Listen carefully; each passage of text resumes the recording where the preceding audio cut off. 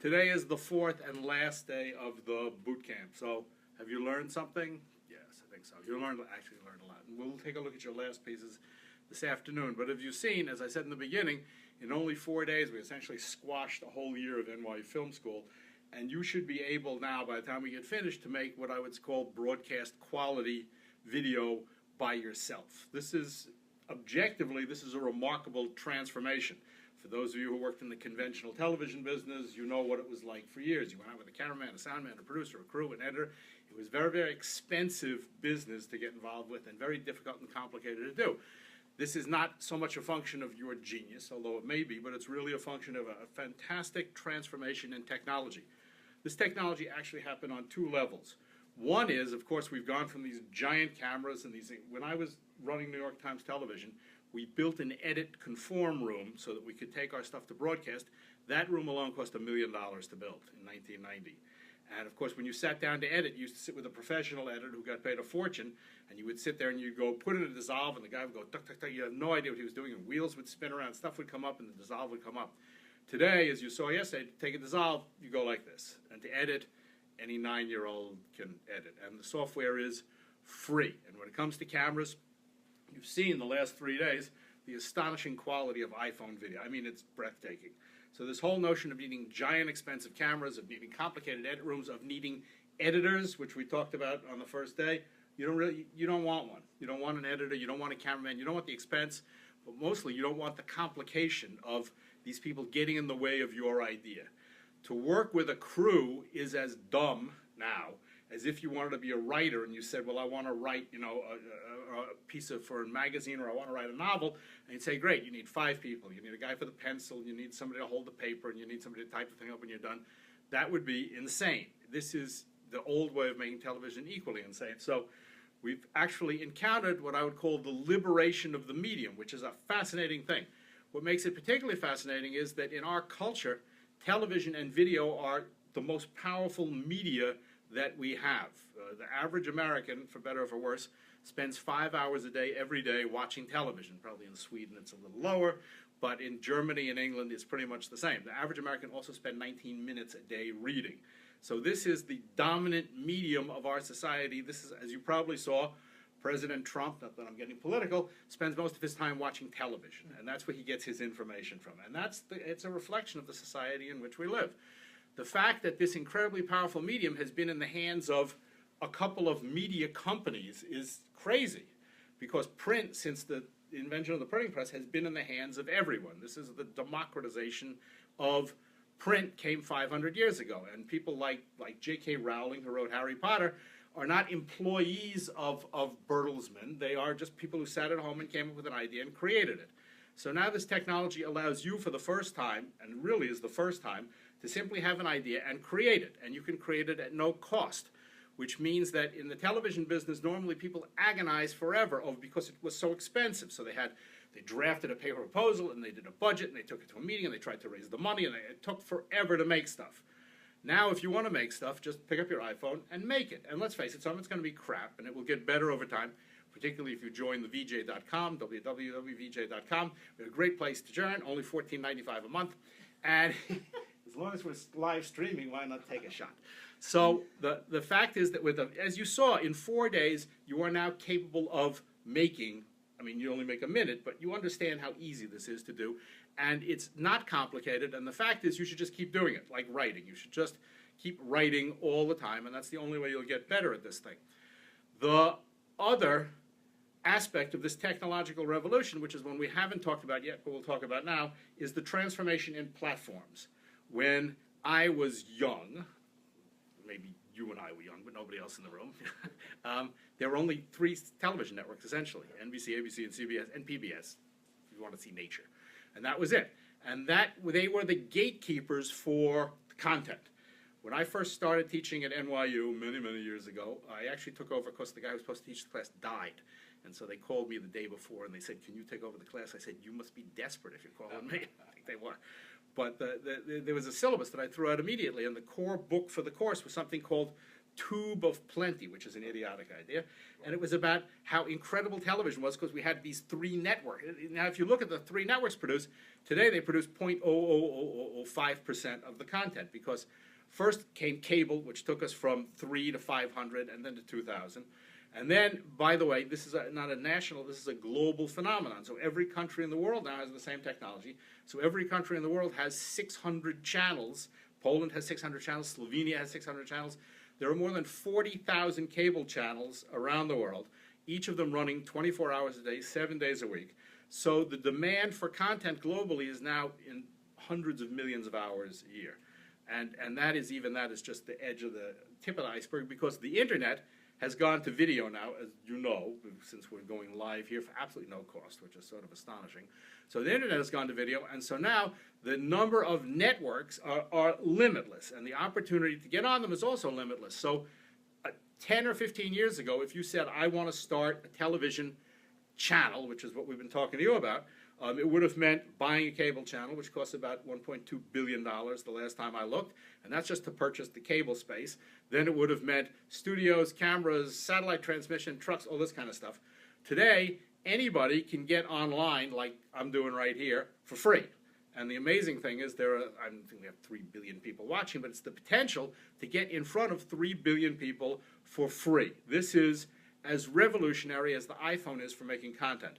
So we have this complete transformation of an entire industry that happened yesterday. And the question is, what do you want to do with this thing? Because this enormous opportunity now is in front of you to do it. And what you've acquired here in the last 3.5 days, and we'll finish today, what you've acquired here is the skill set. As I said in the beginning, it's not to push the button. Anybody can learn how to do that. It's how to tell a compelling story. So now you have all the pieces in place to make something. And the question is, what do you want to do with this thing? I mean, okay, you may want to do it for your health service, you may want to do it for your newspaper, which is great, and that's a good start. And I'm not telling you to quit your jobs tomorrow, but I am saying that there is a macro revolution going on in terms of content. And as we said on the first day, if there's no revenue in this, you're wasting your time. So the real question is, how do you do it, what do you do, and how do you make money out of it? And this morning we're going to show you some examples of, we've trained more than 40,000 people, most of whom do nothing with it, but occasionally, every once in a while, we get somebody who actually takes off with the thing and actually turns it into a major business for themselves and makes some real money. So I just want to give you a demonstration of this. In order to do this, you have to understand the ramifications of the media landscape, and that's a fairly simple thing to do, which we'll do with this little chart here. So, I get out my Sharpies just to draw you a demonstration of what's happened. It's a very simple thing to understand. If you think about the world of media when Len and I were young, right, a long time ago, sorry, there were essentially 3 networks in this country, NBC, ABC, and CBS, and they split a viewership of 100 million households, which meant that essentially you had no choice, you had to watch one of those networks. So every network delivered 30 million households, give or take. And that's how it was. And so the entire demand for television content in a year in the 1970s was 60,000 hours. So that pretty much the networks could produce on their own. That's why in the early days, if you wanted to work in television, you got a job at NBC or CBS or ABC or some local station, and that's what you did, and that's how you made a living. You got paid a salary, and you made stuff for them. From the point of view of the network, this was a license to print money, because at 30 million households meant they could charge advertisers a fortune. And so the money just flowed in because they ran 8 commercial minutes per half hour, and they sold the 30-second spots for a fortune because any advertiser wanted to be in front of 30 million households. And in those days, the average cost of producing an hour of television was pegged at $1 million in 1973. But it was easy. They could afford it. It didn't make any difference. That's what they called the golden age of television. My Mother, The Car, The Beverly Hillbillies, all this stuff produced by the studios, for the networks, by the networks, and there was no, every once in a while, you'd find some crazy guy who lived in Greenwich Village who made a documentary film once a year and got it on PBS, and that was the industry. Then a funny thing happened. This is all driven by technology. So a funny thing happened in terms of technology, and that was the advent of cable. So we went from 3 channels to 500 channels, and this is the 1980s and 1990s. And suddenly, the demand for content goes from 64,000 hours a year to 4.5 million hours a year, because you have to fill up the cable channels. There's no point in having a cable channel if you don't put stuff on it. So suddenly we go from this very small thing to this huge thing, and the networks start to look around and they go, where am I going to get this content from? And they began to buy stuff. I was fortunate enough to have launched New York Times Television just at this time, and the demand was limitless. They just kept going, can you make it, can you make it, can you make it? And they paid about, in those days, $250,000 to $300,000 per half hour for the shows. And those cable channels are still in business. And in fact, now there's 2,000 cable channels, and I said 40,000 channels worldwide. When I went to Sweden the first time, there was SVT, and that was all there was. So when we launched TV3, it suddenly doubled the capacity. And now, I don't know, how many channels do you get in Sweden on average? 500 channels, right? No, I got news for you. In Sweden, there are not enough production companies to manufacture the content to fill those 500 channels. But the 500 channels still have to be filled. So in fact, there are 40,000 channels internationally that have to be filled, plus 2,000 channels in this country. Just in this country alone, eating up 4.5 million. Now, we'll do a little exercise here, just like we did before. Today, a cable channel, even though they're under pressure because their business model is changing, will pay still about $200,000 per half hour for a show. So you all know how to make 2 minutes or 1 minute, and you can see, particularly if you take our advanced class, it isn't that difficult to make half hours, which are essentially 22 minutes. You make a little story, you come up with an idea, you pitch a concept, which we're going to talk about this morning, how you do that. And so who here in the room would sell their shows for $200,000 per half hour? Anybody interested? Good, yeah. Who would do it for $150,000 a half hour? $100,000 a half hour? $65,000 a half hour? $50,000 a half. You're out at 50. Letting us out. You're still in 50. Well, it's not bad because, in all honesty, if you look at it objectively, if you got together with 2 or 3 of your friends and you got a laptop and a couple of iPhones, the trick is you have to make something people want to watch, of course. And we'll talk about how to get there or how to pitch the thing this morning. But the bottom line is that because of the technology, you now have the capability to participate in what before had been a very closed market, and a market that has limitless demand. And on top of that, you can remarkably undercut all these big production companies, like the one my ex-wife, that really nasty person, works at. And as a result, because they have big offices, they got producers, they got edit suites, they have fixed costs, they can't, and psychologically, they can't unwind the way they do it.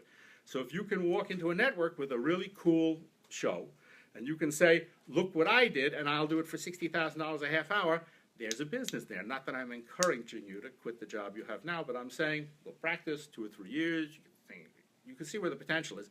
And of course, this is only going to continue to grow. So the opportunities here are absolutely limitless, not because you have these great ideas. You may have I can't give you ideas. This is up to you. But what I can tell you is that the lessons you've learned here on how to create broadcast quality stuff on your own in these 4 days are expandable. You only made a minute, but you can make a minute, you can make a half hour. It's not that hard. You can make a half hour, you can make 13 half hours, you can make a series. You have to have the idea, and as we talked about before, it's about character and arc of story. And you've seen enough television, you understand what sells and what doesn't sell. And if you're really interested in doing this, you have a fantastic machine in your living room that tells you what the networks are buying.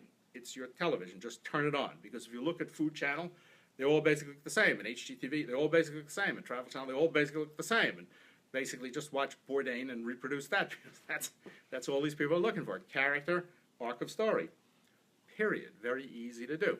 So we are now going to show you some samples. We'll turn off the live stream because we have issues here about privacy and rights. But for you, since you paid, and you didn't pay, but you may want to attend the next one of these next week in London or next month here. See you later.